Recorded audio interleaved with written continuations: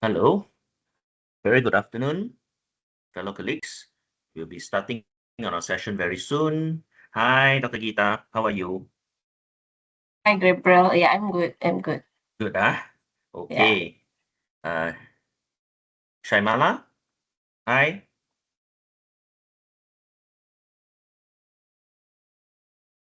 All right. We'll be starting very soon. Uh, for those who know me, I always on time. All right. I think that is very important. Um, However, actually, in for today's session, there are quite a few new colleagues that have joined the institution. So there's actually more than 10 colleagues who are supposed to join in today. However, since for those who came in on time, I think it's only correct and proper for me to start on time because respect is both ways. You respected me by coming on time, and I must respect you by starting on time. All right. Okay. So, ladies and gentlemen, all ladies here, I can see. First of all, thank you very much.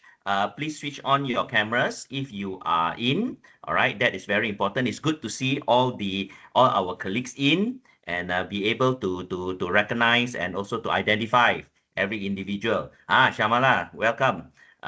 More so, I'm going down to Penang in a fortnight's time to do some sessions over there. So maybe I will see you there too. Dr. Gita is in Glen Marie, Selangor, and Shamala will be in Penang. All right, so these are our different colleagues. Okay, welcome to the acid trip. Now, we always call it the acid trip. Actually, it's the accelerated introduction to teaching, research, and pedagogy. All right. So sometimes earlier on when it was conquered out as an acid trip, some individuals got a different meaning. What kind of acid trip are we talking about over here? Okay, now on the booking itself, you will see that it is reserved for 2:30 all the way to 6:30, correct? No, do not worry. It is a Friday. Definitely it'll be by 4 o'clock, not more than that. Why? Because normally blocks, we will normally do trainings on the afternoon block from 1 to 5. It's a 4-hour block, but it varies. However, today is Friday. Friday, we have to start at 2:30. Okay, so that is why it shows that way. For the first session of acid trip, it is more of an introductory. It is more a history lesson on the organization. Okay, so today's session is very much a history lesson on how UOW came about. We must touch on or from 1983 when we were then KDU. So that is where I will go through aspects of what we were, who we are today, and what is expected for any and all of our colleagues. Okay. Okay, so for those who have just joined, please switch on your cameras. Hi, welcome, welcome. Yes, welcome. So, outcome of the session today, what we expect to do is you will know about UOWM, objective of the acid trip. Why is it? Expectations of a UOW Malaysia academic. Students of today, what is expected from you and how will you be assessed? I know many of you are actually academics for many, many years coming from different institutions. And that is very good. However, being in UOW Malaysia, there could be some differences based on our mission, vision, and the values that the institution prescribed to. Okay. Now, when we look into these acid trip sessions, there are 6 key elements over there that will be done by different colleagues. So the first one is welcome to UOW Malaysia. That is me. And then we will also touch about OBE elements. I will do that too. And then I have other colleagues who will then touch on the various key points over there. The completion of all of these mini workshops is required for the aspect of confirmation. All right. Now, at any time you have any question, please feel free to ask. Okay, I'm going to make this as painless as possible. So for those of you who just joined, as I told my colleagues earlier on and my friends earlier on, until 4 o'clock only, don't worry, jangan risau. Especially those who are in Glen Marie, after 5:30, you leave the campus, it is hell. So it's definitely before that. All right, okay. So basically, the objectives of this session is to serve as an induction program for new lecturers for acid trip itself, introducing them to fundamentals in teaching and learning. Also, we are going to touch about teaching and learning with research, the importance of that here in the institution.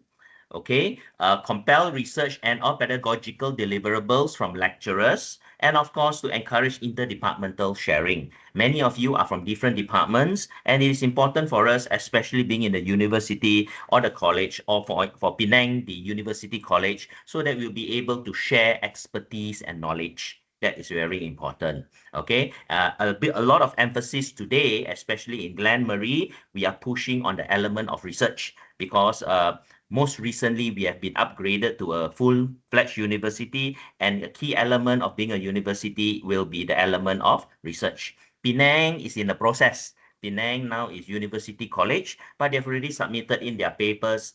Everything should go well, and in the next few months, hopingly, fingers crossed, everything will fall in place to be a full-fledged university. So Penang will also be then. Okay, so I think it is important for us to know a little bit on history. Now, why is history so important? History is the one, whatever happened, is what makes us today, who we are today. So I think it's important for us to know a little bit about how UOW Malaysia came about. Okay, now not only is it important that for us to understand it and how it impacts the way that we work, but also many times for those of you who will then be involved in things such as like open days, career fairs, and whatnot, a lot of parents ask, were you guys KDU the last time? You see, because in Malaysia, the name KDU is already widely known, especially for those in Penang, in Selangor, and also in Tawau. Okay, so basically, KDU, as you all know, started in 1983. 1983 is where KDU started in Damansara Jaya. Okay, Damansara Jaya is in Selangor, and basically it was under this company called Paramount Education. All right, Paramount itself. Paramount is a property developer here in Malaysia, and over in Selangor itself, they have numerous different what do you call that, property development. We have Paramount Garden to a certain extent, and so on. So there are many, many areas over there. So Paramount itself started as a property developer, and they started education. So during that time, Dato' Teo was very much into private education because he wanted to make private education and education per se affordable to Malaysians. During that time, many individuals could not go overseas to study. So he said, we wanted to start something in Malaysia so that people, those who are unable to go overseas, will be able to get or their qualification here in Malaysia itself. So that is where they started KDU. KDU stands for College Damansara Utama. It was in Damansara Jaya. Do you all know where the campus was? Yes, you all know, right? Now, during that time in the 80s, that area was known as Damansara Utama. All right, but now you all will call it as Damansara Jaya. Okay, now why is this important for us to know? Parents always ask one. In my experience doing education fair, they were, hey, you guys last time KDU by the highway, right? Or not? Why you all left? How come? So it is a point of conversational startup. And many times parents will talk about that because of the history that we have over here. All right. Now, so if you look at Paramount Education, now Paramount Education, I'm going to a little bit over here. We covered all spectrum of formal education from early childhood to secondary and primary and also tertiary. So if you look at under Paramount Education, previously we had Real Education. Real Education was kindergartens and nursery. All right, I believe you have heard of this, right? So it's a big chain over here in Malaysia itself.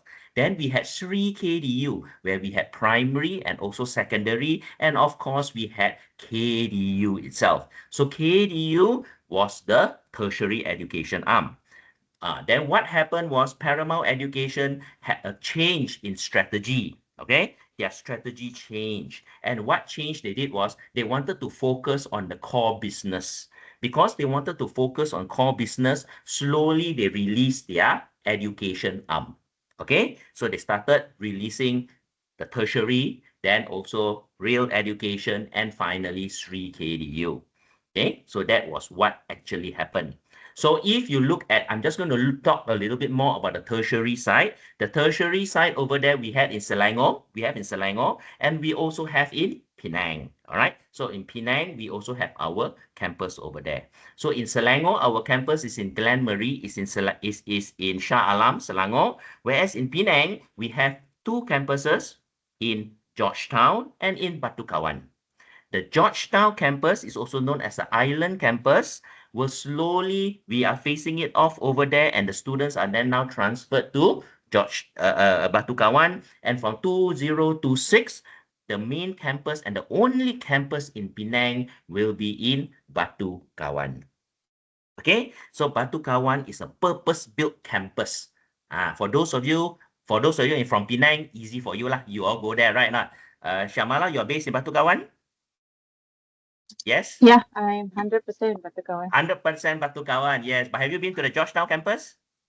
Georgetown, yes. I have Yes, been beautiful, once. right? Not food court right in front, easy to find food. All right. So that was the Okay. Georgetown campus, no more. So slowly phase out everything. So now all in Batu Kawan. Okay. So this is important for us to know. Parents sometimes ask, where is your campus? Is your Georgetown campus still there? And so on and whatnot. Okay. So a little bit on history, 1983, KDU, as you can see, the building over here by the highway. Now, if you pass by, the building is still there, but it is Noble International School.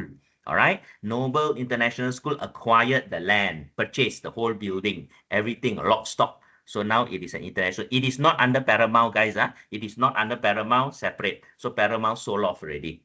All right. So today, Paramount under its arm, they do not have per se controlling a stake in any educational institution. No more. Everything has been released. All right.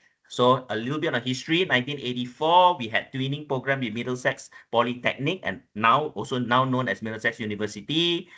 We were the first to actually introduce American Transfer Degree Program. We introduced that in Selangor, and we were the first institution.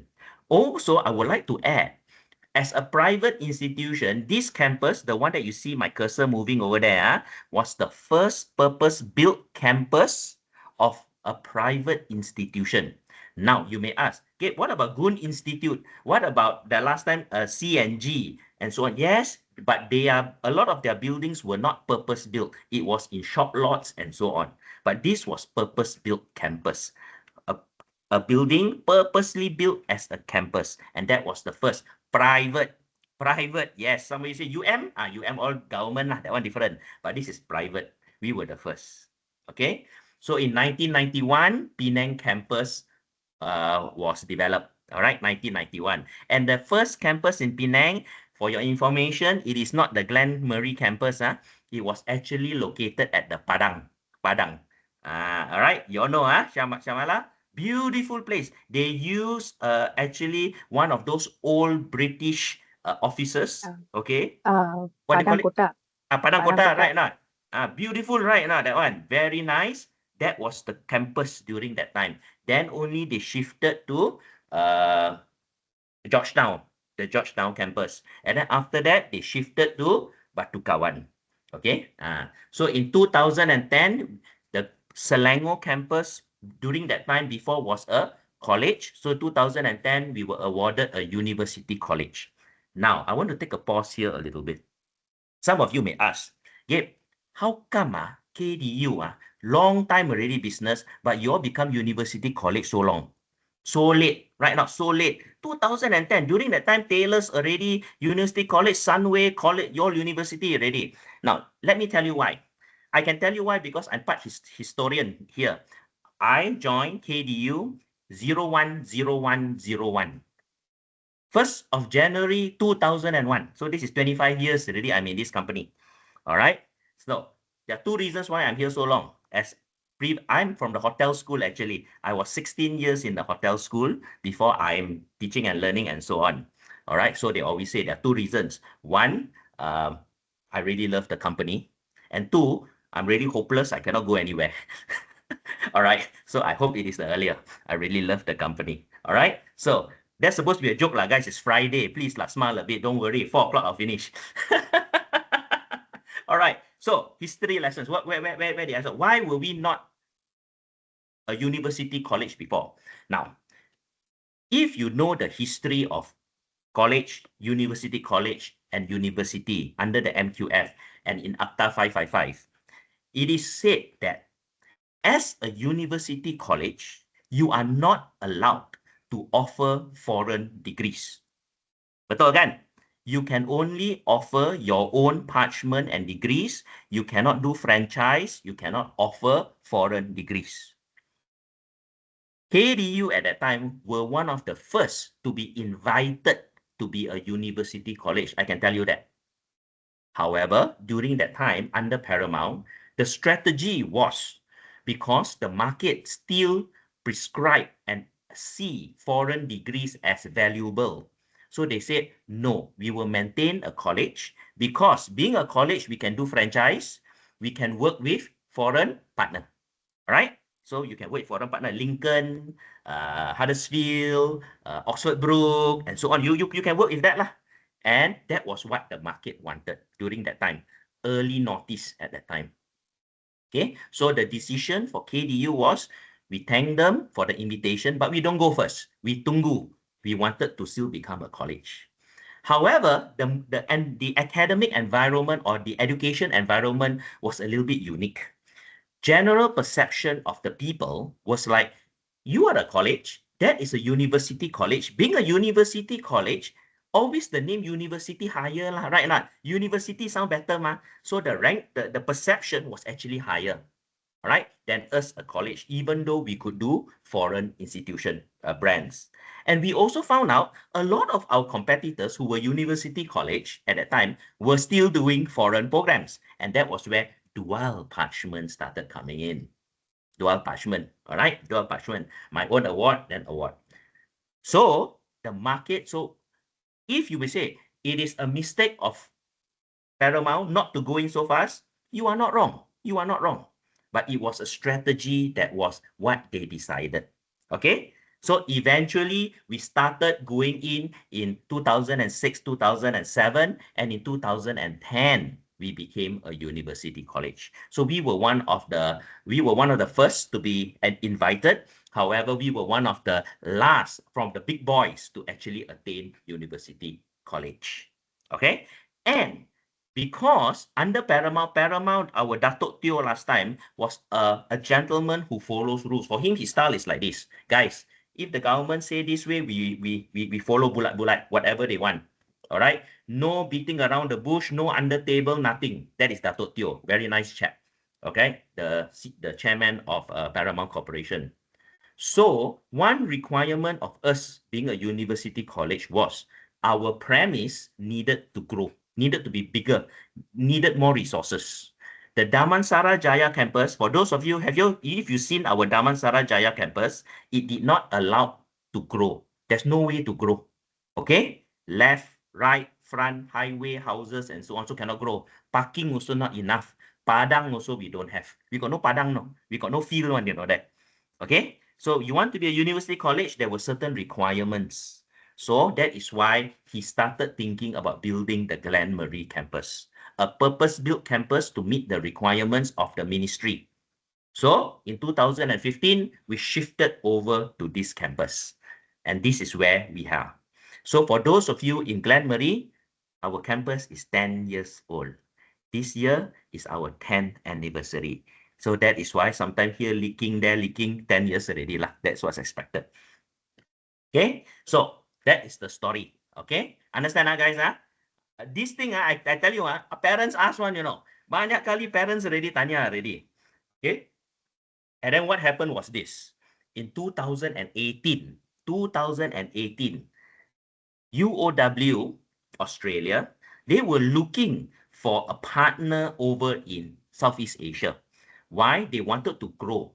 During that time, they have in Dubai and they have in Hong Kong. Those were the growth areas. Dubai for the Middle East market, Hong Kong for the Chinese market. So they wanted a partner over in Southeast Asia to grow their business. So when they came over in Malaysia, they were scouting around and then they suddenly found a synergy with KDU. Okay, and during that time, remember I told you the strategy of Paramount was also shifting. They were releasing or selling off their academic arm. So it actually fell in place. So after the due diligence that was done by UOW, eventually in 2019, they acquired KDU and it became UOW Malaysia KDU. All right, in 2019. So they acquired the stake, the management, the name stake in the organization. Understand? Huh? So that's 2019. Now, some of you may ask, Gabe, when they buy over, how come the name KDU still there? Good question. Even though you didn't ask, I'm asking for you. Our ministry, during the acquisition, said that the name KDU in Malaysia so old already. You tak boleh buang sampai 5 tahun. You understand? So acquisition, say you cannot throw the name away, no, you must maintain. So that was why it's UOW Malaysia, KDU, and last time, University College. You see, the KDU had to be there. But after 5 years, you can phase it out because the perception in the market still sees as KDU. All right? Okay, that was how it was lah. Okay? And then as we go along, in 2022, UOW Malaysia also acquired a campus, a school, Ramsay Sime Darby Healthcare College. So that is where our nursing school. All right. So before I go into this nursing school, I think it's important for me to state when we became a university college. All right, when we became a university college in 2010, we were doing university college programs. We also wanted to do during that time certain key programs that university cannot do. Example, ACCA. ACCA is an accounting program that it is not by us. Correct, right? It is an external program. All right. So university actually cannot do. Only college can do. All right. That is why at that time, they acquired a college license. They acquired a college license. Why? So when you acquire a college license, you can do ACCA, you can do University of London Law.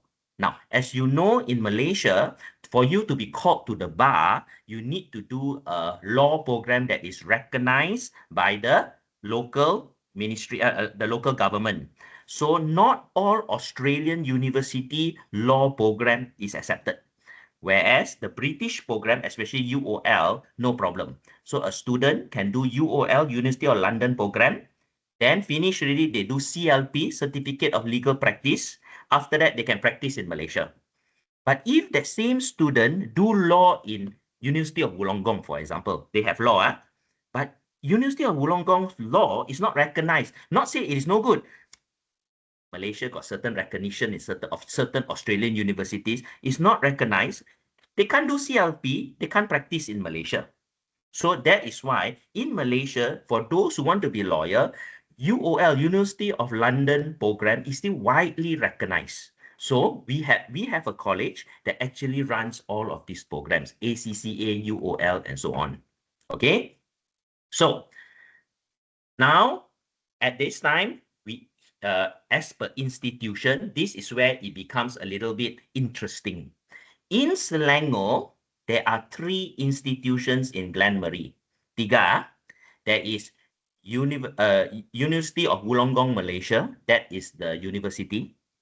We have UOW Malaysia KDU College. That is a college that do University of London Law, ACCA, diploma, certificates, and so on. We also have UOW Malaysia College, the college that do nursing. This one we acquired Ramsay Sime Darby College, and that is one separate college. So we got 3 entities at the college. Now, at Selangor, this is important to understand because parents do ask at this thing. They may ask you, hey, ma'am, you are a university. How come you can do ACCA?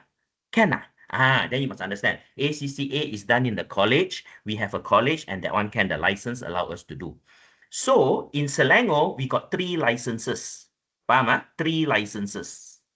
In Penang is a separate license. Penang, we have a separate license. Penang is not a branch campus of UOW Malaysia. That is why Penang, it is still University College kan? You are applying for university. So Penang is separate. That is why in Selangor, our Vice Chancellor is Prof. Hugh. In Penang is Prof. Chong. We have two Vice Chancellor for the university and university college. Two. So that is a difference. If it is a branch campus, then you only have one. Then the others will not be Vice Chancellors. They will be managers or they'll be operational heads and so on. But we all separate too. So if you go to the MQF, okay, or MQR, the registration, under our institution, you will see that kita ada dua Vice Chancellor and dua principal. Later, I will explain that. Colleges got two principal, university, and so on. That is the difference. Understand this, guys? I know it is confusing. Other institutions senang. Vice Chancellor satu, banyak branch. Okay? Banyak outlet. But kita ada separate. Okay? Ours is separate. That is where slight confusion can come in. Okay? So we have license. Now, so you may ask, why do we want to keep the license? Currently, we have, but in the future, we may want to merge. We may want to merge. Less headache. Now, we have to maintain 4 licenses. Penang 1, Selangor 3. Any questions, guys, on this? I know it can be a little bit scratch on the head because we are one institution that is very different from the others, especially 2 vice chancellors. Okay, now, many institutions also got college and university. Take Sunway, for example. Sunway got university, kan? They got their college also. Their college can do A levels. Their university do the other program, homegrown program. It's the same. All right. So we also got university, we got college. But we got university college in Penang also. Okay. So that is where the difference comes in. Okay. I'm happy to take any questions if you all will have anytime. Okay. Okay, so in November 2023, UOW Malaysia KDU University College, the one in Selangor, attained full university status to become University of Wollongong, Malaysia. So the Selangor one became a university. Penang is still University College. Penang is still University College. Selangor is full university. So what we are doing is in the process of application in Penang, in the process of application over there. Okay. So there are 4 entities, as I said, because of my explanation, and you will see there are 4 entities. We have University of Wollongong, Malaysia. We have UOW Malaysia KDU University College Penang. We have UOW Malaysia KDU College. This is the one that does ACCA, does University of London, and so on, as I explained. And we have UOW Malaysia College. This is the one that does the nursing one, nursing school. So if you're in Glenmarie, the 6th floor is the nursing school, UOW Malaysia College. Please go and have a look.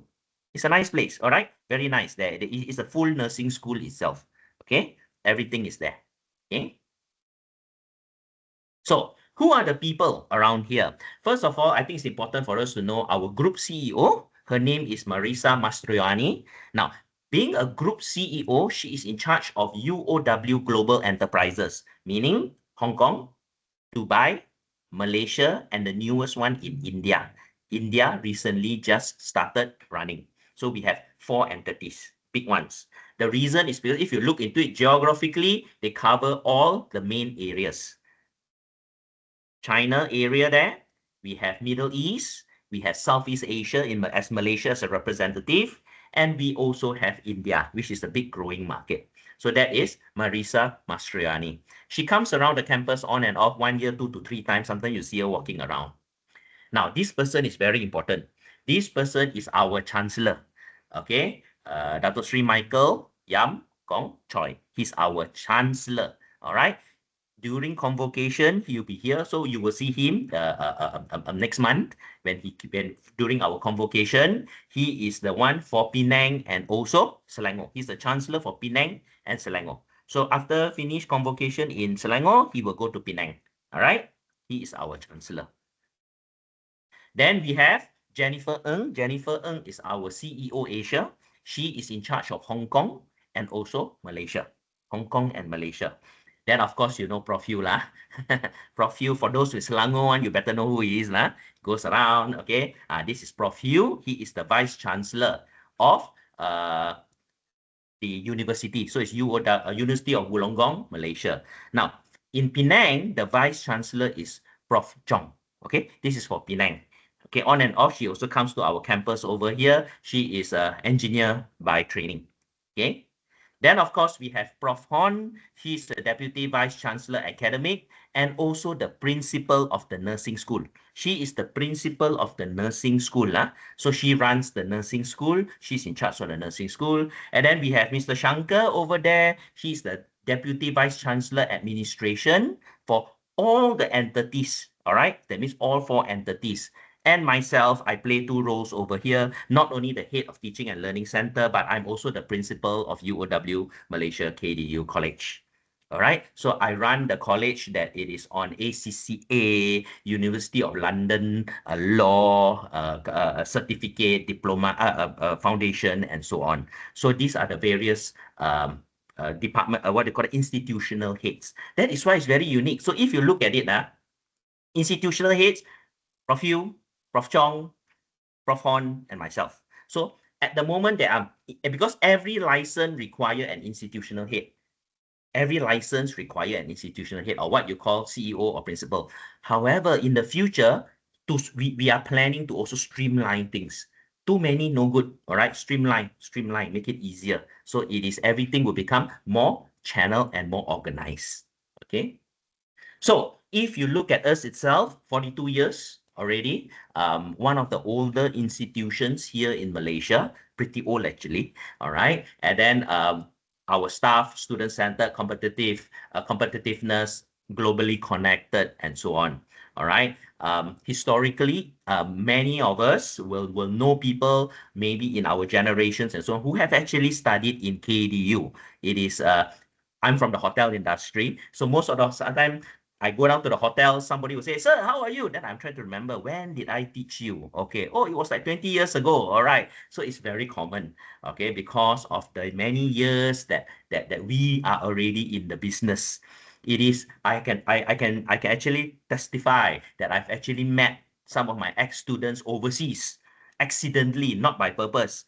I was in 7-Eleven. There was one night in Taipei, Taiwan.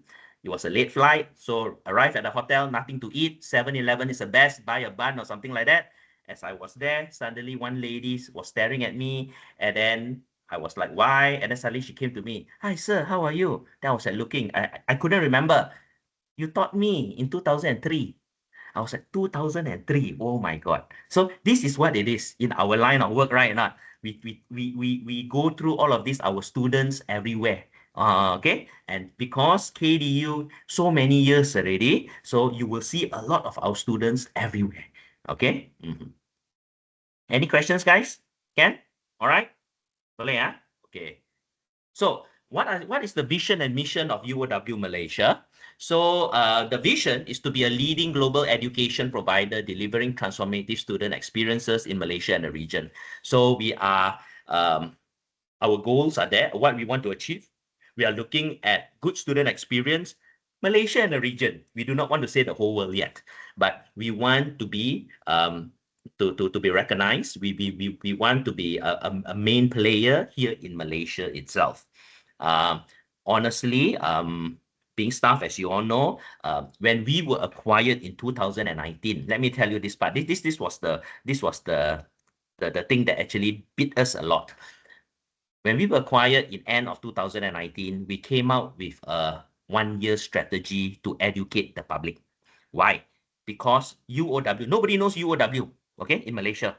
2019, so we had a business plan, a strategic plan, a marketing plan. In 1 year, we are going to advertise, we're going to communicate, and this and that.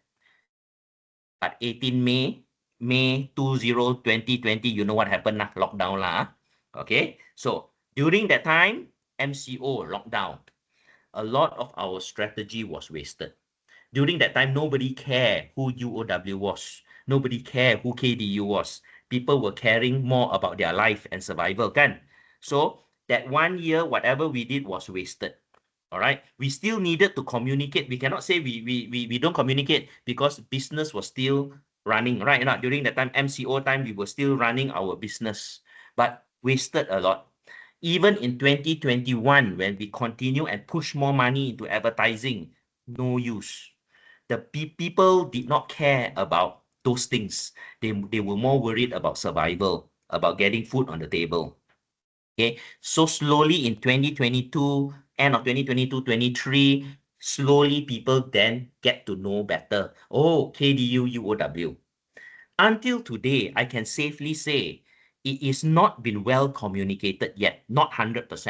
Many people in the market still do not know University of Wollongong. All right, it is not uncommon for them to even ask, is this some Chinese university? Wollongong. You know not, okay? It is not uncommon. We are still doing, but it takes time. And because it was 5 years already, it is no more than something unique. The institution is like 5 years old already. You see or not? So that was our challenge that we actually had. The acquisition was only, the whole change was 4 months, 5 months before MCO. When MCO struck, a lot of changes. But I always say we cannot take that as an excuse. It is already 2025, 2026 is coming. We have to make sure that this is all steam, all go ahead on our name and our brand. We got to make sure the market knows well about who we are. Okay. Now, as for our mission, we collaborate with local and global communities to deliver quality teaching, learning, and research, nurturing global leaders with truly international outlook. All right. So one key element here is on collaboration. Our mission here is collaboration, which I truly want to encourage all of you, especially on work and research collaboration. Please, for those of you who are very much into research, speak to my colleague, Jasmine, Dr. Jasmine. She's actually in my office also, same place. Come up with your ideas. You may want to just speak to her. You do not even need to have a working project. It may just be ideas, just bounce around. Maybe she can suggest and recommend other individuals to work with. She can even recommend colleagues in India, Dubai, Hong Kong, and also Australia that maybe you can work with. This is very important. There's no way we as an institution can survive alone. Cannot. We need to collaborate with our colleagues. We really do need to collaborate over there. Okay. Now, mission and vision. So, expectation of an academic staff, UOW Malaysia has adopted the following set of values. We have these 6 values which guide the behavior of staff and all parts of the university. These are also the values we expect our students to develop and refine throughout the learning at UOW Malaysia. Now, these 6 values are values that we adopted from Australia, and they are integrity, courage, collaboration, passion, excellence, and innovation. Now, for those of you who are very much into MQA, MQF, and so on, as you know, recently MQA came out with a new addendum, or I would say a version into their MQF, where they now emphasize on value-based education. Some of you may have read it. Yes, MQA has also pushed that value-based education. And the thing is, MQA's value bases are also 6. There are 6 values, which very similarly reflect on our values. Okay, so what we hope over here is, as colleagues, as staff in UOW Malaysia, our practice and the way we do our work is reflected if we abide by these 6 values. Okay, and it is guided by not only yourself, but your head of school. Your head of school will guide the school in their own shape, form, way to uphold these key values. Okay, the key values are the same, but different departments will run differently. Hotel school will be different. Business school will be different. Engineering will be different, but the values are the same. Values are the same. That is what is important over there. All right, we don't expect everybody to do the same thing because different disciplines have different way of expressing themselves. Okay. And we also have this thing called UOWM graduate attributes. The graduate attributes here are 6 key attributes that every student, upon completion their program here at UOW Malaysia, must attain at differing levels. A diploma student, 2 years program, they will attain these 6 at a lower level. compare to if it's a degree or a master's or a PhD student, could be at a higher level. So what we are trying to say is, example, global mindset. Even a certificate student that is here for 1 year, okay, they will also need to be inculcated and also exposed to thought of a global mindset, so that they won't only think about their company, their country, themselves itself, but to see that whatever they do will have an impact on a global scale. All right. Of course, the higher level the student goes at the different tahap, a level 6 or a level 7, they will do that in a more taught manner, higher level compared to a certificate student. But everybody needs to think about. More so now, MQA also requires us to integrate the 17 strategic developmental goals, SDGs, into the way we develop our program. All right. So that is also something. So when we talk about our global attributes, our graduate attributes, it goes hand in hand very much with what MQA wants our student to attain. Okay. Any questions, guys? Ken? Yeah. So, as I talked about MQA, the main focus for the MQF second edition 2024, this is the most recent edition that they have. They are looking into value-based education. So this is something that the government is really pushing now, because as you know, if you talk about the cognitive side, the 11 subclusters that match with our program learning outcome, we already meet that. The development of the individual on cognitive skill, on the technical skill, we are fine. So now there is a little bit of a void on the value side. Okay, value side is how that person puts into practice the humanistic elements towards being a good citizen. So that is what value-based education is. Of course, what I just said is a simplified version. The whole context and aspect itself is somewhat deeper. And this is something which eventually every school will need to dictate on its own. All right. Like I have been working closely with Sotesh, Dr. Sotesh, and then we are also looking into the first tryout on implementing this for the business school. So for those of you who are in the business school, very soon, Prof. Sotesh, oh yes, I think how many business school? One only, right? Dr. Gita, right? Business school, huh? Slowly, Prof. Sotesh will implement a few things inside already on value-based education. Because we have been working on something in the past few weeks, and then slowly, once that trial school, you guys are guinea pig line, in other words, once done already, we implement it institution-wide. Institution-wide. But the beauty of it is this. A lot of things MQA asks us to do, guys, we have been doing it. We have been doing it. But now it's a matter of formalizing it and putting evidence towards what we do. Evidencing it. We are doing it already. We are already developing our student not only in skill, but as a good person, right? Okay? We already doing it. But sekarang kena ada MQA's magic words, bukti. Whatever you do mesti ada bukti, evidence. So macam itulah. Alright. So we have this value-based education, flexible learning pathway. Under MQF second edition, they say that we need to give flexible learning pathway for those of the individuals who are more senior. People working in the industry many years already, sekarang nak buat degree. Bagaimana? APEL lah. Have you heard of this thing called APEL? APEL, Accreditation of Prior Experiential Learning. It is the recognition of a person's prior learning and for them to enter into university. And ladies and gentlemen, we, UOW Malaysia or University of Wollongong Malaysia, is an APEL C center. So we can give credit transfer to students who have demonstrated that they meet the learning outcome of a particular course. We can. So we are already on the flexible learning pathway. Then integration of sustainable development goals, SDG. This is something which the government say we have to do. And of course, harmonizing of the MQF with other sectoral occupational frameworks. So these four here, you see on the screen here, ladies and gentlemen, I just went for a briefing by MQA recently. This needs to be implemented ASAP. ASAP. They want us to implement ASAP, but in a way not at the high level, but you must start. 1st of August 2026, everything must do. But they encourage us 1st of January, start first, tapi slow, 1st of January. That is why I'm working with business school lah. So we already having the framework already, then we slowly implement how it is done.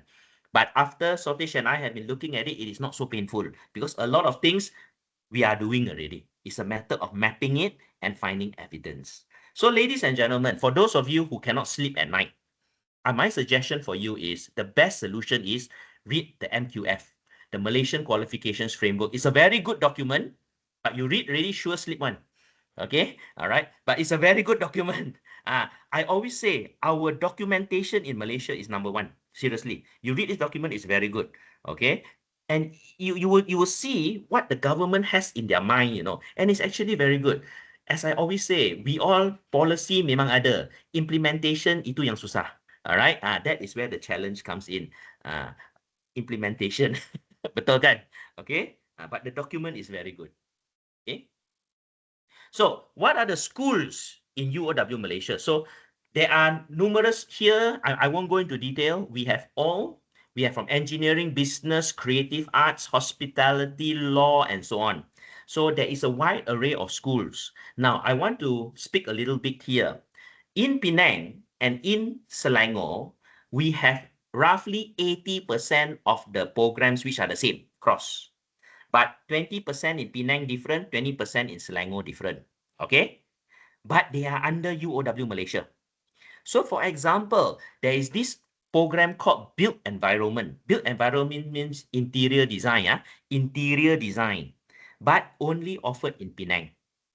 So if in Selangor, you meet a student who say that, ma'am, miss, doctor, I'm interested in doing interior design. You all got or not? We say, got in our Penang campus. Don't say we don't have. Kita ada. Kita ada kat Penang campus. So this is what. So Penang also do the same thing for us. The Penang students, they may ask, sir, do you have gaming course? Make games. Ada kat Selangor campus. So we must understand in the schools over here, we are one unit, but we are maybe in different locations. Okay, so for this part, it is I will request you all just run through, read the brochure. But the most important I would like to tell you all is walk around. Please go around the schools. Walk around. Go to business school, go to law school, go to SHTCA, meet the people, see the facilities. You are part of the institution. You may be in hotel school. But Syaril, how many times have you gone to business school? Pernah pergi ke tak? Pernah? Yes? You are unmuted. Have you been to business school?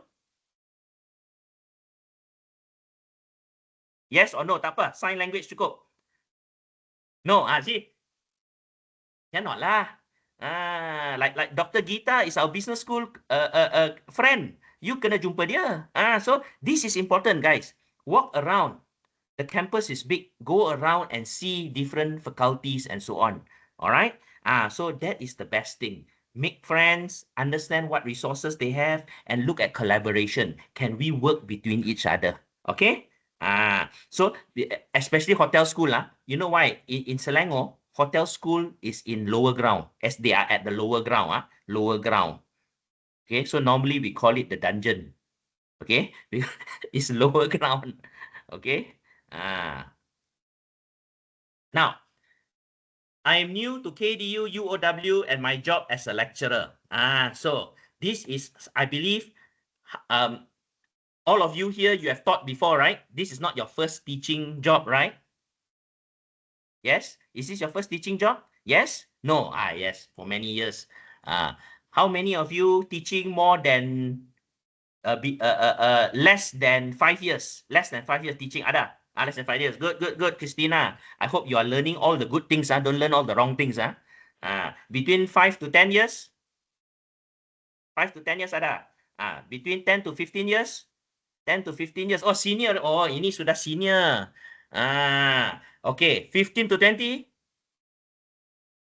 20, 15 to 20, Dr. Gita.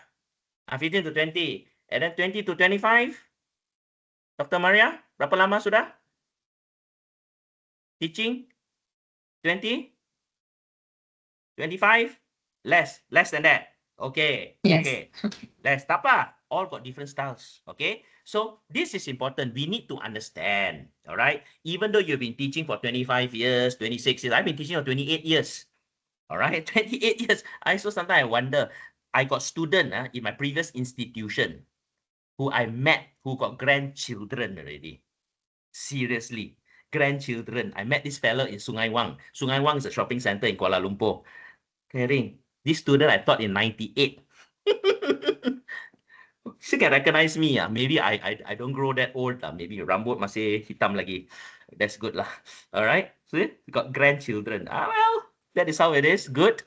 All right. So basically, this is where it is important over here.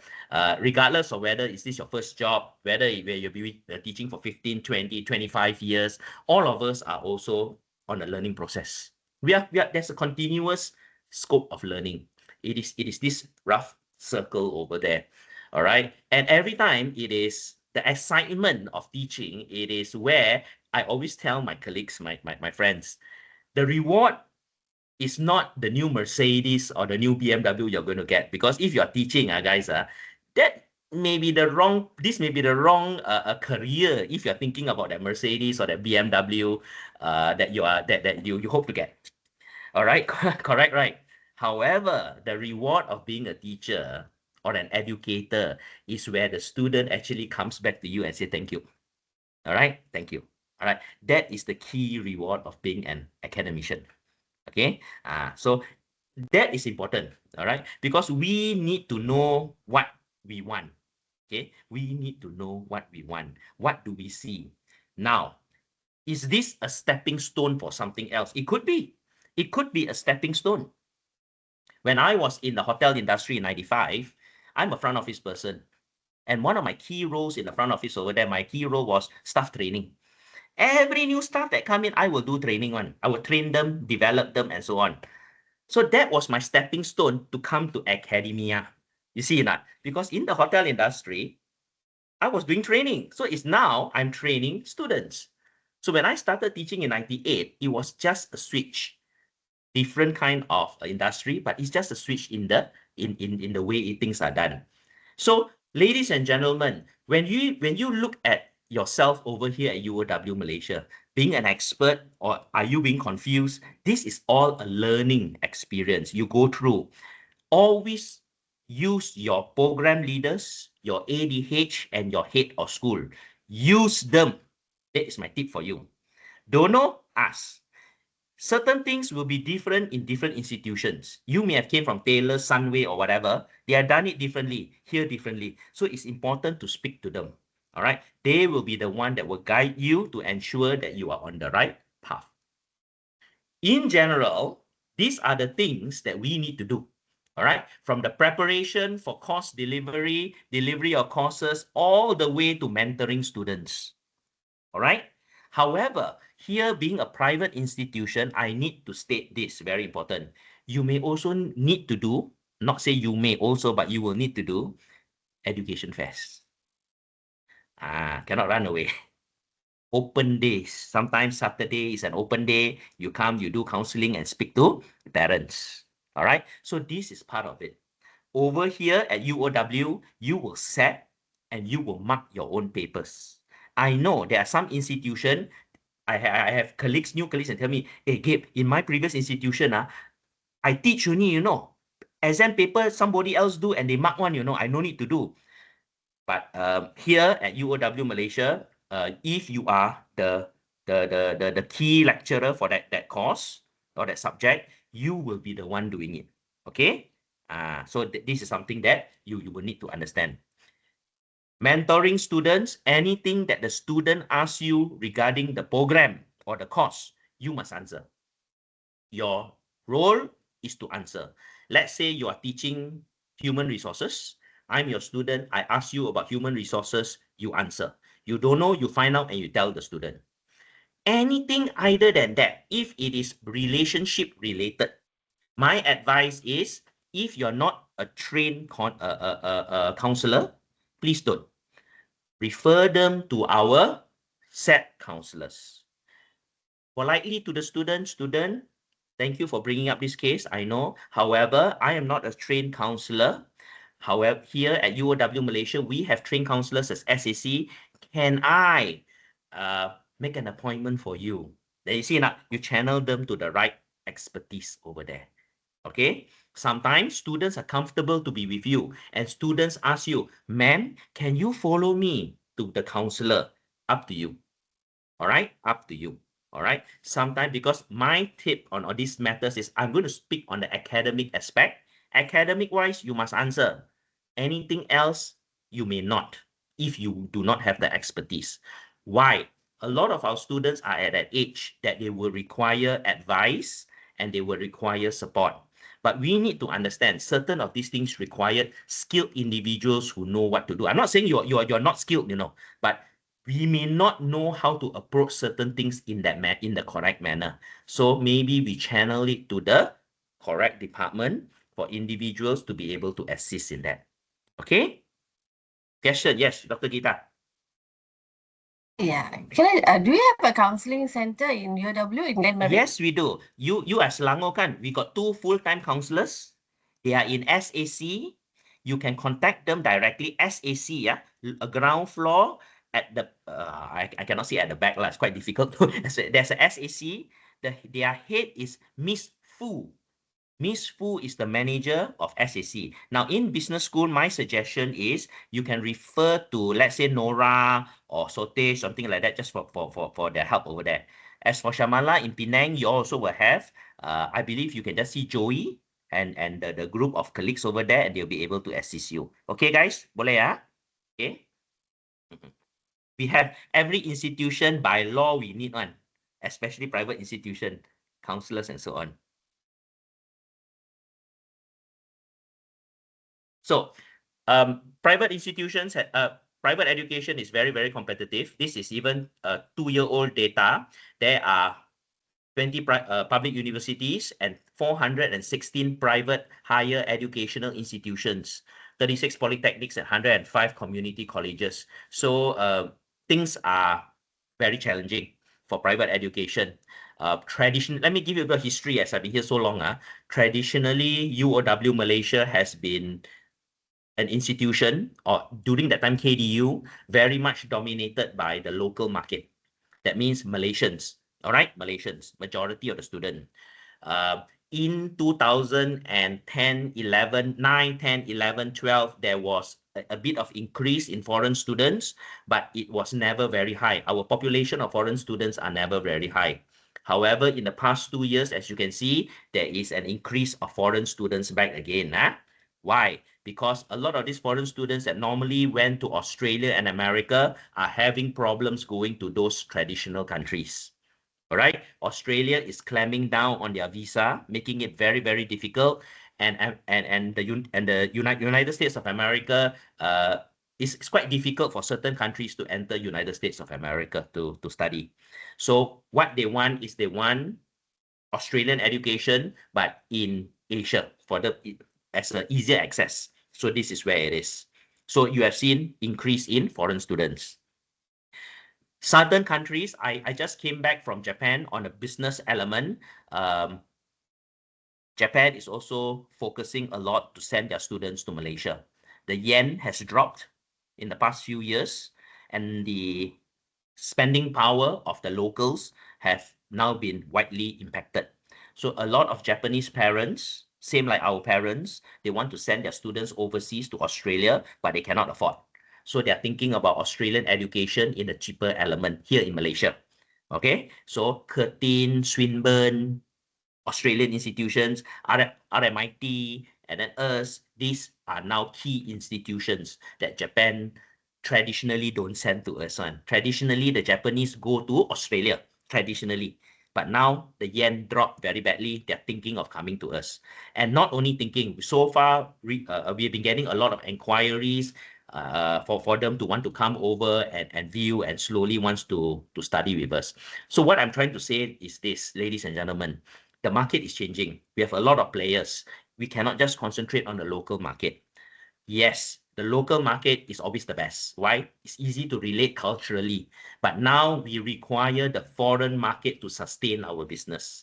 And when foreigners come in, we ourselves may need to adapt to the way we deliver, okay, to meet the learning aspects of the new target audience.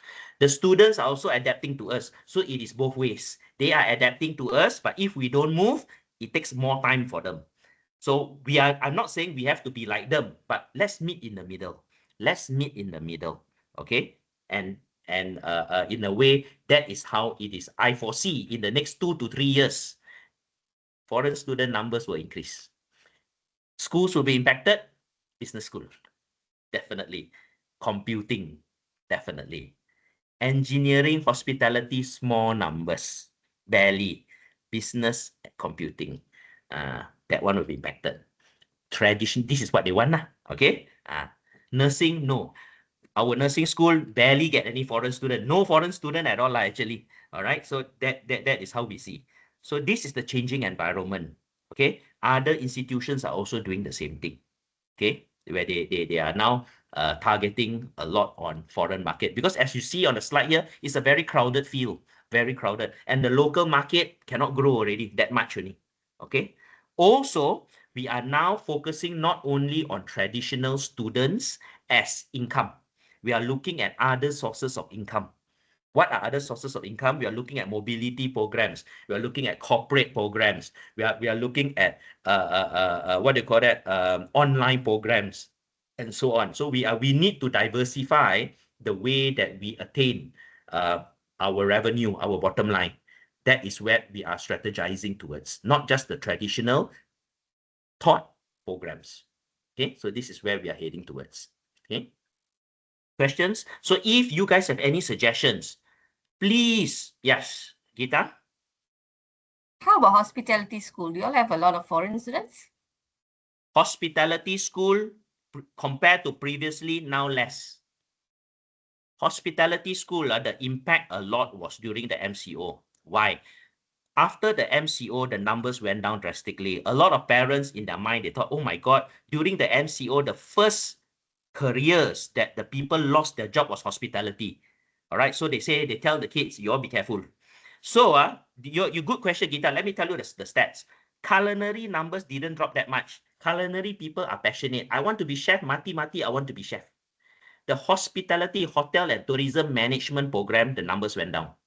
Really went down because these are management programs. So the parents actually encourage them, hey, don't do hotel and tourism, go and do business. Wider. You see not? Yes, because during it actually scared a lot of parents away. But the culinary one didn't go down. Culinary still strong. Good. All right. So students transition to university. There are certain key things here. We don't assume students come prepared. Secondary to university, many of the students don't. Okay. We need to actually assist them in that. Independent learning styles, nurture into students. We need to encourage independent learning, asking them to strive for the knowledge itself, not we spoon feed them. We provide assistance, how much and the type expected. This one, it is important for you to work with your department, work with your school. How do we do? What do we do? Different schools got different strategies. Some school work on a class teacher system. Hospitality school works on the class. Remember class teacher? Last time when we were in primary, secondary school, we have a class teacher. So hospitality school also does that because of the nature of the program. All right, the nature of the program is called the advisor. All right, class advisor. All right, the advisory system.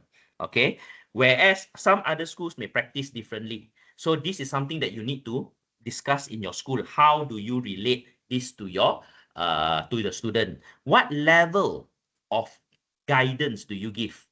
I always tell our colleagues, new colleagues, we are not lecturers, we are facilitators. We show the goal to the student. Students are supposed to walk there on their own, but when they go out from the path, we push them back in again. This is facilitation. Facilitation works if the students know how to walk straight. They know how to see the light and walk. You get what I'm saying? But many of the students, when they come here, they are blind. They do not know. So that is why sometimes the lecturers get very frustrated. Year 1 lecturers get very frustrated. They come to me and say, Gabe, ayo, I try my best to make the students independent, but they still cannot. They always ask me for notes, because they have been in an environment that has always been giving notes. So we need to take away the blinkers of the students. It takes time. It really takes time. Development of students, they always say in tertiary education, we play a big role. But sometimes we get the shorter end of the stick. Because in the 12 years that they were in secondary and primary, how they develop is the critical part that makes them who they are in tertiary education. Don't expect something after 12 years for us to shape in 2 years when they do a diploma. But we try our best. We try our best to push. The beauty of it is at this age, the students are encouraged and pressured by peer pressure. Peer pressure works two ways. One, negatively, I won't talk about that. But positively is we have observed that sometimes students who are lazy, in inverted commas, because the environment is hardworking, they themselves is encouraged by that pressure to be then hardworking and strive for the goal. And schools have different strategies. I know business school have a different strategies. KK has a way of doing it. All right. And then over in hotel school, because I was there previously, we had a different way. Because in the hotel industry, it is very unique how the whole nurturing is done. Okay, because we are service oriented. All right, in that manner. So this is where we look into assistance provided, how much and the type expected. Let the school dictate. That means you and your colleagues in your school dictate the way how you all, what is the general language that you all use to push and to communicate with your student on this. Okay, and of course, unrealistic expectations. Some students, they come in with very unrealistic expectations. They expect everything to be given, and it is important for them to understand that they need to put work into it. They need to put effort into it.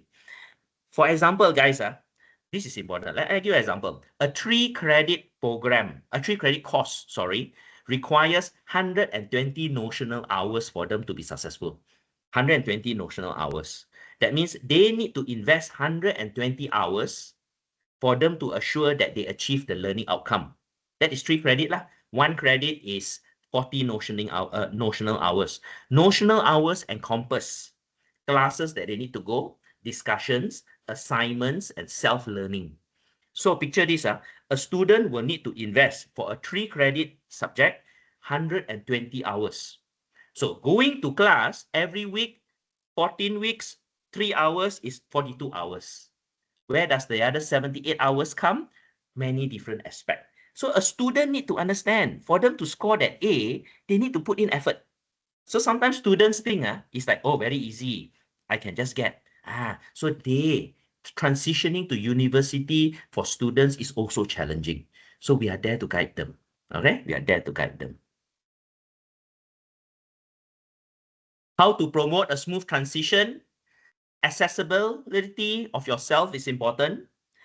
In working hours, that is critical. So during working hours, if a student writes you a mail, make sure you answer back the student.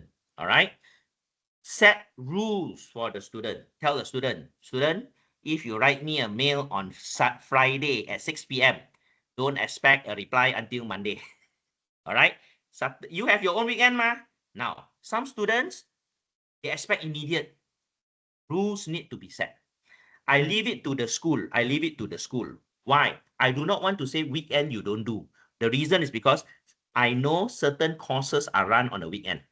Certain courses are weekend courses. So just as an example, that is what it is. Certain courses, certain programs are run weekend one. They have weekend masters classes and so on. So if your classes are on a weekend, you answer lah. Okay. So this is what it is. Enthusiasm is important. Being enthusiastic, it is in a way good, because when the students see the enthusiasm in you, they are also enthusiastic. Provide resources and material to promote learning. My advice is whatever needs to be taught is called the must know. You must give all the must know. for the student to attain knowledge. Good to know is anything extra that the student can benefit themselves. More reading. You encourage them. You tell the student, I just taught you about scientific management, Frederick Winslow Taylor's theory on scientific management, blah, blah, blah, and so on. Okay? Enough for them to know. For those of you who are interested, I have this article. This is the web link. You read this, it's very good. This is extra. That is called provide resources. Because there are some students in your class who want to take the extra step. Okay, so this is to take them to the next level, encourage them. We encourage them by showing them where information is. All right, it's like being a chef, Sharir. You are a chef. You can teach students as much as you can, but you cannot show them every single sauce. Correct or not? So you teach them the basis. All right, brown stock, white stock. Then after that, we got velouté, we got this and that. Then you make sauce. So you enhance it. But can you teach all the sauces? Cannot. So after that, you say, okay, student, I teach you the base. You want to learn more? I got website for you. So let them enhance. This is what it is. Encourage students to seek help. And students at an age, sometimes they got pride, face. They dare not ask one. In class, any questions? No. After that, they come and run to you. They do not want to show inferiority. Okay? But students need to understand. Learning means asking. They can fail now better than to fail later. All right? Make an environment that is open for them, that they are happy to ask you questions. Okay? And of course, feedback. Always close the loop, guys. Always close the loop. Closing the loop means if you say this, today, students, I'm going to teach you about theories and concepts of management. Then in the class 2 hours, you teach them about theories and concepts with different people and so on. The last 5 minutes is the feedback or the summary, closing the loop. Today, this is what we learned. All right? So that the students can take back the gist, apa yang penting in their mind. Okay? This is the important thing. So it's always closing the loop. Open, tell the students what you are going to say. Second part, say what you need to say. Third part, repeat what you have said, closing the loop. All right? It is always important. Close the loop. Okay. Okay. So that the student will be able to remember. Feedback to them. And then if they don't understand, give them feedback. Yes. And so that is on transitioning the student. Okay. Now, the final part here, which I will need to stress, will be on yourself. How will I be assessed? All right. How will you as a staff be assessed? All right. There are certain key elements when you are in UOW, you will be assessed on these various methods. All right. We have academic staff competency appraisal and key performance index. I believe for many of you, your head now will be calling you to speak about your KPI and your aspect of expectation. There are 2 key parts here. Number 1, academic staff competency is how competent you are in doing your job. Okay? How competent you are, your day-to-day job. Key performance index or KPI is you set with your boss. There are certain key criteria. You will sit down with your boss or your superior, and then you will discuss with them. Your superior may tell you this. Christina, for this year, 2026, I want you to publish 3 papers. Example, don't suddenly jump crazy. You bargain with your boss. You say that, boss, 3 papers I cannot. Maybe 2 papers because I got many hours. Then your boss agree. Okay, 2 papers. Tapa. That is done in January. You go down as you go through the months. Now is May, June. Your boss will call for the midterm review. So you say, Christina, so already 6 months. One of your KPI is you need to publish 2 papers. What is your progress? You may say, boss, I already published 2 papers. Saya sudah capai 100%. So your boss say, congratulations, very good. However, because you have achieved 2, I think you're very capable. Can I give you or review the KPI to make it 3 papers now? You faham tak? Your bargain, bargain, KPI, Key Performance Index is bargain. You already achieve mah, betul? So, boleh ke tak? You may think, hey, actually can, I underestimated myself. I can achieve. So you will say, okay, 3 papers. So January, we said 2, but in May, June, you already achieve. So during the midterm review, your boss review for you. Example. The other way around. You say you want to publish 2 papers. Come May, you cannot even publish 1 paper. Why? One of your friend should have resigned. You normally take 18 hours of classes a week. Now you kena ambil 32 classes, 32 hours of classes a week. You kena cover lah. Okay? So you tell your boss, boss, so and so resign I do all the classes. I cannot achieve. I'm very sorry. It's not possible for me because of the changing environment. So your boss may turn around and say, hey, betul lah, Christina. Thank you very much. You managed to cover. For this KPI, after bargaining, I can reduce it from 2 to maybe 1. So always remember, KPI is not fixed in stone. You bargain with your boss. All right? But don't say everything very low. Your boss will not agree. Understand? But it can be discussed. Why? It's very fluid. Time is fluid. Sometimes people leave, you need to cover more. It doesn't mean you fix for your 2 papers, mati-mati you will do. But there are certain things, but your boss is not stupid. If your hours don't increase or even less and you don't achieve your 2, don't bargain for 1. Okay? But what I'm trying to tell you is this. It is a both-way discussion in KPI. There are certain key areas, but it is a both-way discussion. Okay? And I can tell you this, a lot of our staff, because promotion is self-applied, they actually push up their KPI. Why am I staff like that? Boss, I already achieved. I want to increase it a little bit because I can do this. Very good. So during the midterm review, they themselves cadang to want to do something. You see? It is possible. So it's between you and your head of school. You and your head of school. Your head of school will then work on this with you. So it starts from the beginning of the year, mid-year review, end of the year, achievement or not. And during the process, it's always feedback. Okay? That is how we do our KPI here. Some institutions, other places may be different. I don't know. All right? Maybe say that you must publish 7. Then you're fixed forever.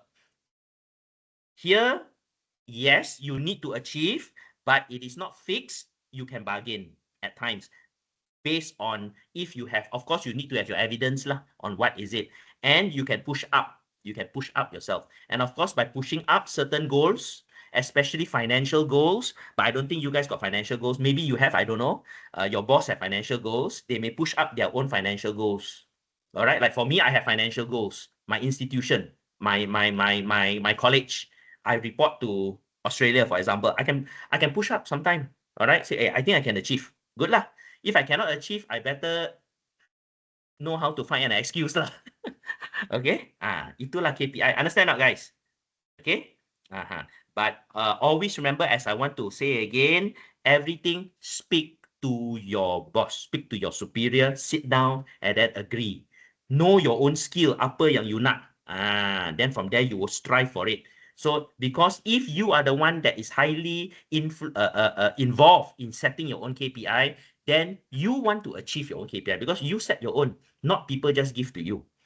Okay, but the key topics, the key areas are still quite similar lah, of course. Publications, revenue, student satisfaction, and so on, and whatnot.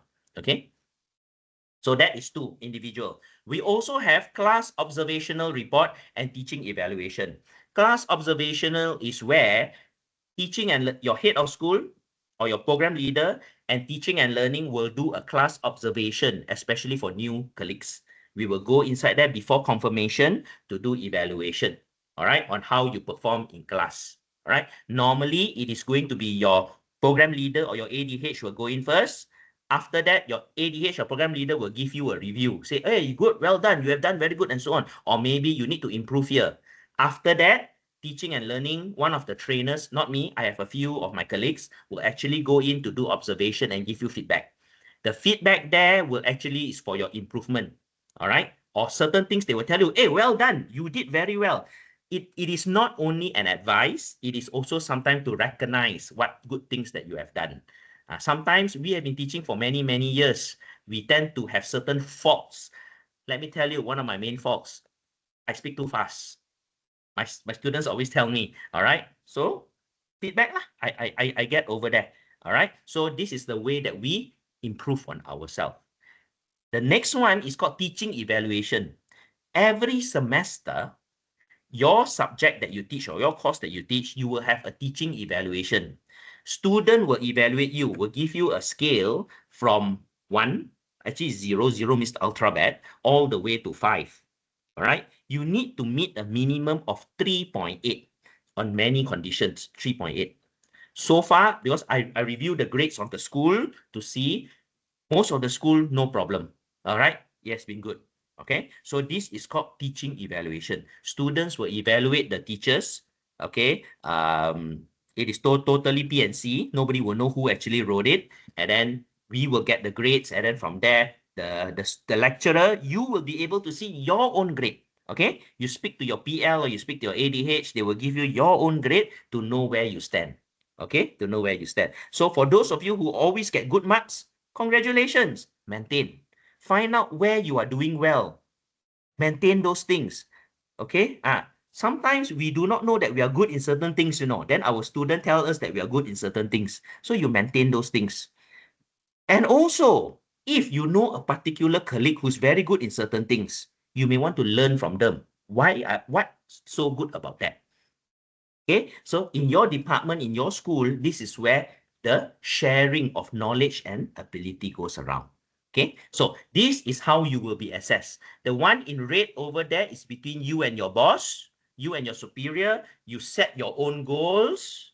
The one at the bottom here is basically class observation is by head of school, program leader, and teaching and learning. And teaching evaluation is done every semester for every single subject or course. Understand this, guys? Faham? For some of you, you've been here more than one semester already, kan? So you already ada ini kan, teaching evaluation kan? Have you seen your result? Please, if you have been here, you have already been evaluated for more than one semester, speak to your head of school, okay? You can see your result. You can see your result, and it is very detailed. Which are the area that you are very good? Your students, let me tell you, they are very honest. You may be the best lecturer, hee ha ha. But if they find you are useless, they will write there useless. But if the lecturer knows that you are firm but fair, you are strict but fair, they will say, so and so is very good, knowledgeable, firm and fair. Okay? Student pun pandai lah. Okay? They are also very fair. So this is why it is very important. Please speak to your head of school, get the results, come up. This semester belum this semester belum buat. Last semester of course buat. But this semester only week 5 kan? Week 5 ke week 6? Somewhere there, right? Belum lah. So you'll be very soon lah. Okay? Understand, guys? Boleh? Okay. So, notes to bring back.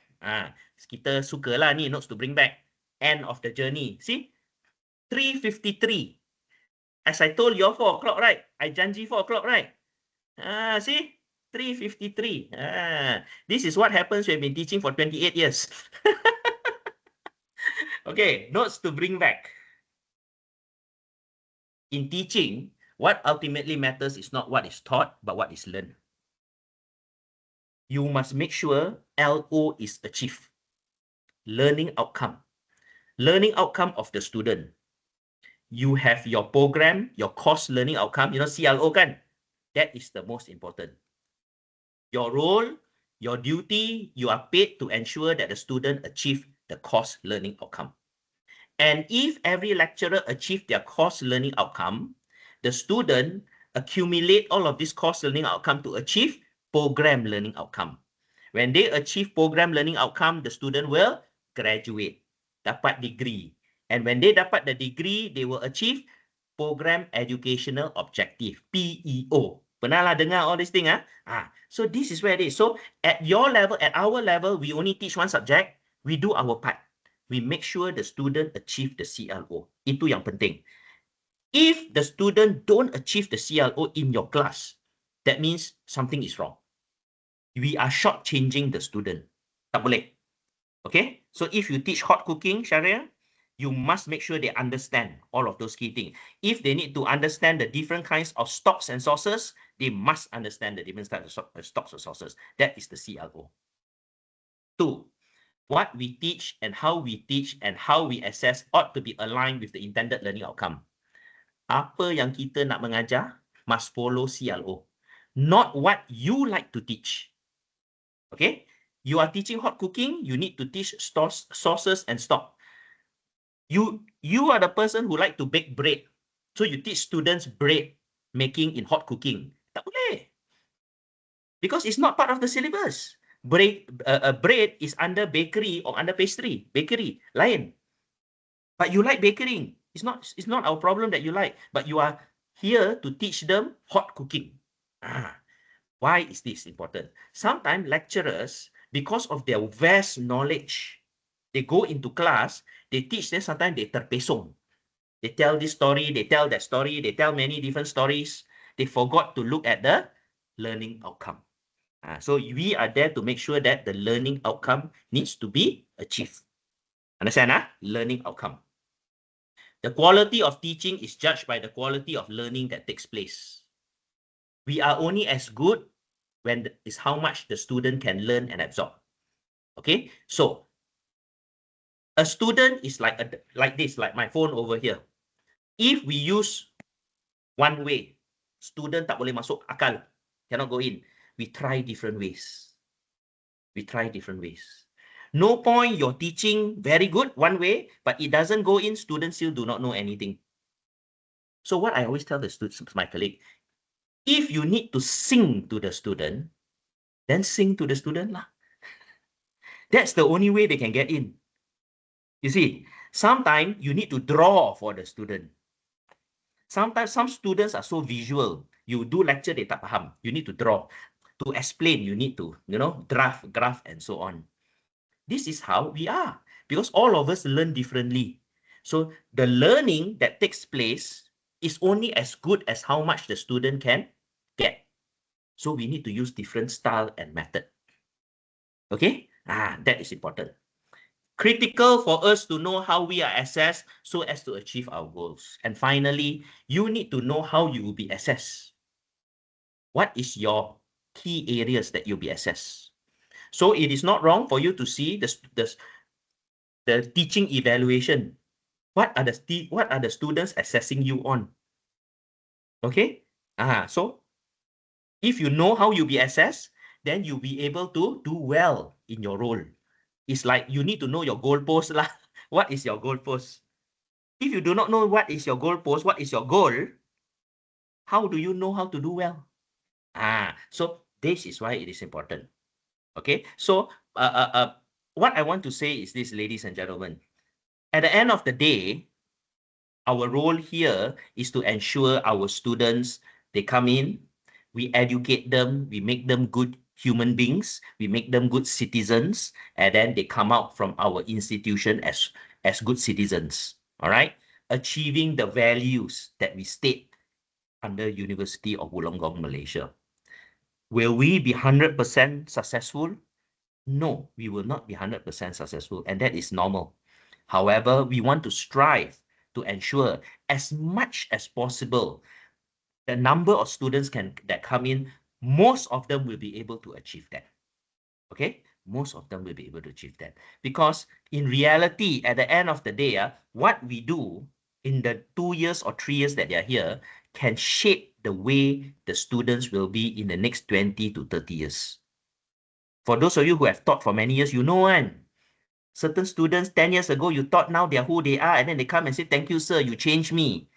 That is what we are looking at. So what we do, what we do in class can and will have a direct impact on the way that person is being developed. Okay, guys?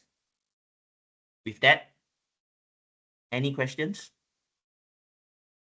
Any questions? So I hope you guys understand about Paramount Corporation, about KDU, about how we were, about why we are so unique. Ada dua vice chancellor.